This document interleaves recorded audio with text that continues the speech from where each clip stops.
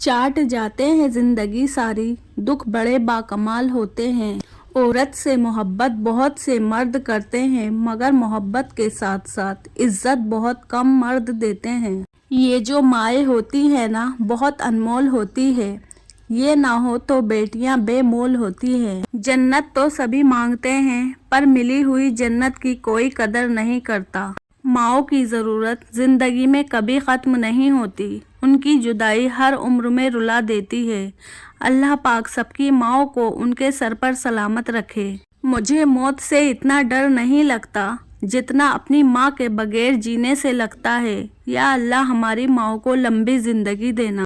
माँओं की जाए नमाज पर दुआओं ने हमें ऐसी ऐसी बलाओं से बचाया हुआ है जिसका इल्म सिवाय अल्लाह के किसी को नहीं। जब अक्ल आती है तो शादी हो जाती है, मोहब्बत की उम्र आती है तो बच्चे पालने पड़ते हैं, आराम का वक्त आता है तो बीमारियां घेर लेती है, और जब जिंदगी की समझ आने लगती है तो दुनिया से जाने का वक्त आ जाता है। बेटियां बाप की गुड़िया और माँ की दुनिया होती है। माँ का होना किसी खजाने से कम नहीं। खुदा की कसम, माँ नहीं तो कुछ नहीं। मेरे मौला सबकी माँओं को सलामत रख।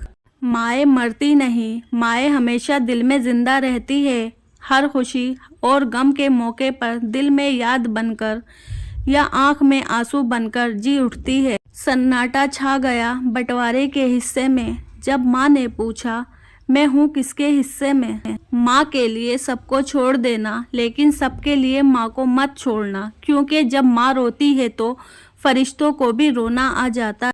माँ के हंसते हुए चेहरे का भरम है, वरना जिंदगी यूं तो नहीं है कि गुजारी जाए।